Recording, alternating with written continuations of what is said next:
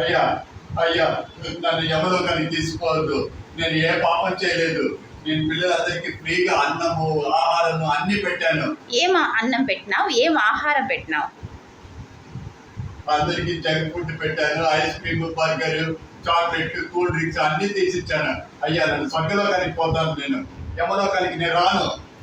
Junk food అంటే మంచిదని అనుకుంటున్నావా? నీకు తప్పక స్వర్గం అని రాదు, తప్పక నరకమే.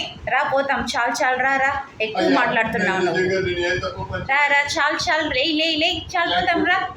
జంక్ ఫుడ్ హెల్త్ కి ఇంజరీ నాకు తెలియదు. అయ్యా నన్ను నరకలోకానికి తీసుకోవద్దండి. అయ్యా అయ్యా. ఆ పిల్లలు జంక్ ఫుడ్ పిల్లల ఆరోగ్యానికి ప్రమాదకరమని తెలిసినా కూడా వాటిని కొందరు వ్యాపారస్తులు తయారు చేసి వాటిని పిల్లలకు అమ్ముతున్నారు. అందులో అన్ని కెమికల్స్ ఉన్నాయని అందరికీ తెలుసు. అలా వ్యాపారం చేసి అమ్మే వాళ్లకు యమలోకానికి పంపాలన్నా స్వర్గలోకానికి పంపాలన్నా అని మిమ్మల్ని అడిగితే మీరేం చెప్తారు? ఏంటి యమలోకమా? యమలోకం అనే వాళ్ళంతా చేతులెత్తండి. అందరూ చేతులెత్తే సరే. మీకు అన్నీ తెలుసు అన్నమాట.